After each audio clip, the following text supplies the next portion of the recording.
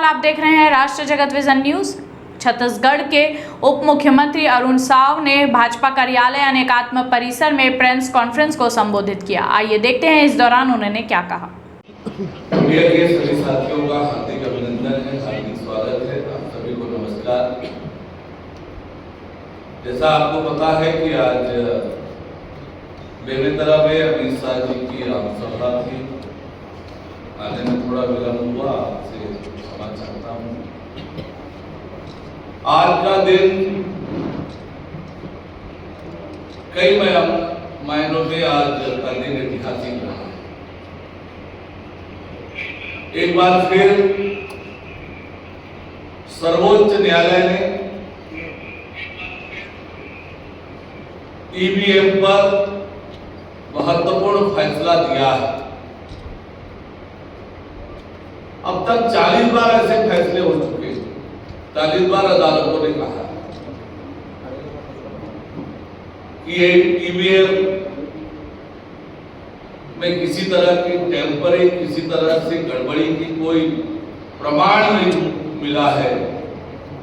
VVM PAT के बारे में भी सर्वोच्च न्यायालय ने स्पष्ट रूप से अपना अभिमत दिया है और कांग्रेस और विपक्षी दल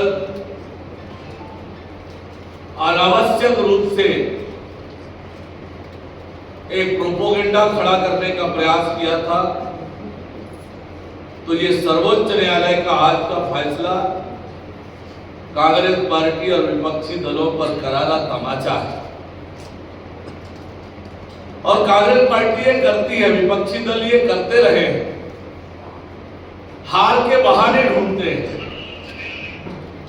और ईवीएम और वीवीपैट पर जो उन्होंने हल्ला मचाया था, इससे पता चलता है कि कांग्रेस पार्टी और विपक्षी दल हार मान चुके हैं, हार के आधार तलाश रहे थे। और आज उनके मंसूबों पर सर्वोच्च न्यायालय ने पानी फेरा है। ये विपक्ष पर करारा तमाचा है। दूसरे चरण का मतदान हुआ है। छत्तीसगढ़ में 3 लोकसभा क्षेत्र, राजनांदगांव, कांकेर और महासमुंद, देश के 88 लोकसभा क्षेत्रों में आज मतदान हुआ है। पहले चरण में हमारे प्रदेश में एकमात्र बस्तर लोकसभा सीट पर मतदान हुआ था। जो उत्साह हमने बस्तर के तीनों लोकसभा, बस्तर के प्रथम चरण में देखा, वही मंजर आज भी देखने को मिला। सवेरे से मतदान केंद्रों में लंबी लंबी कतारें लगी और भारी पैमाने पर मतदान हुआ है। तो निश्चित रूप से ये लोकतंत्र की मजबूती का एक उदाहरण है। और कांकेर लोकसभा को बस्तर में जिस प्रकार से उत्साह दिखा, अनेक बूथ जहां कभी मतदान नहीं हुआ था, ऐसे बूथों पर मतदान हुआ। निडर होकर, निर्भय होकर मतदाता निकलकर मतदान केंद्र में आकर अपने मतों का प्रयोग किया। माओवादियों के मंसूबों को नाकाम किया।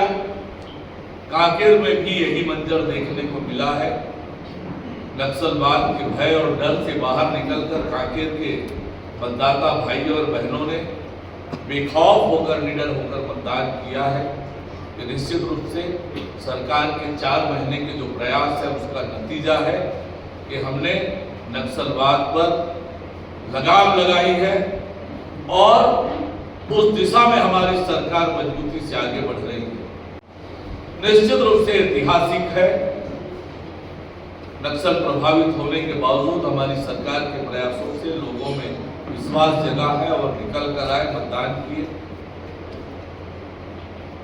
यही स्थिति राजनांदगांव लोकसभा की है।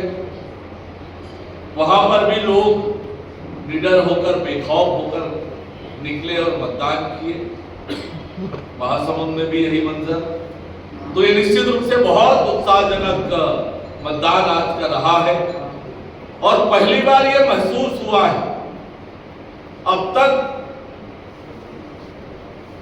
एंटी इनकम्बेंसी दिखा करती थी चुनाव में, लेकिन इस बार के लोकसभा चुनाव में प्रो इनकम्बेंसी दिख रही है। जनता आगे बढ़कर नरेंद्र मोदी जी का नाम लेकर निकल रही है और नरेंद्र मोदी जी के साथ जनता खड़ी हुई दिखाई देती है। वह निश्चित रूप से ये 3 लोकसभा के जो परिणाम आज मतदान हुए वो भारतीय जनता पार्टी के लिए बहुत उत्साहजनक है। लोगों ने एक तरह से संकल्प करके कि नरेंद्र मोदी जी को तीसरी बार देश का प्रधानमंत्री बनाना है और उसके पीछे कारण है जनता के बीच एक एक व्यक्ति पर के पास केंद्र सरकार की योजनाएं पहुंची और विशेष उत्साह जो दिखा है आज वो युवाओं और महिलाओं में तो गजब का उत्साह दिखा है। युवाओं का जो उत्साह वो देखते ही बन रहा था, माताओं बहनों का उत्साह गजब तो देखते ही बन रहा था। उत्साहित होकर जो मतदान केंद्र आ रहे थे वो साफ झलक रहा था कि नरेंद्र मोदी जी के लिए ये निकल कर आए और इतनी मौसम की प्रतिकूलता के बावजूद, शादियों का सीजन होने के बावजूद भारी पैमाने को लूटने का काम जो भूपेश बघेल कांग्रेस की सरकार ने किया और उसके बाद प्रदेश में जो विष्णुदेव साय जी की सरकार बनी है, भारतीय जनता पार्टी की सरकार, उसने 4 महीने में जो मोदी की गारंटी के बड़े बड़े वादे पूरे किए, उसका भी स्पष्ट रूप से असर जनता के बीच दिख रहा है। और मैं पूरे विश्वास के साथ ये बात कह सकता हूं कि पहले चरण की बस्तर, दूसरे चरण के राजनांदगांव, कांकेर और महासमुंद सहित 11 की 11 सीटें भारतीय जनता पार्टी जीतने वाली है। कांग्रेस का सुपड़ा साफ होने वाला है, कांग्रेस पार्टी 0 में आउट होने वाली है। और इस भारी मतदान के लिए जो मतदान दल, सुरक्षा के अधिकारी, कर्मचारी और पार्टी के कार्यकर्ताओं को मैं बधाई देता हूं कि उन सब के समन्वित प्रयास से इतने भारी पैमाने पर मतदान हुआ है। लोकतंत्र को ताकत और मजबूती मिली है और एक मजबूत सरकार, एक निर्णायक सरकार बनाने की दिशा में लोग आगे बढ़े हैं और एक विकसित भारत के निर्माण के लिए एक मजबूत और सक्षम सरकार प्रदेश और देश की जनता बनाने वाली है।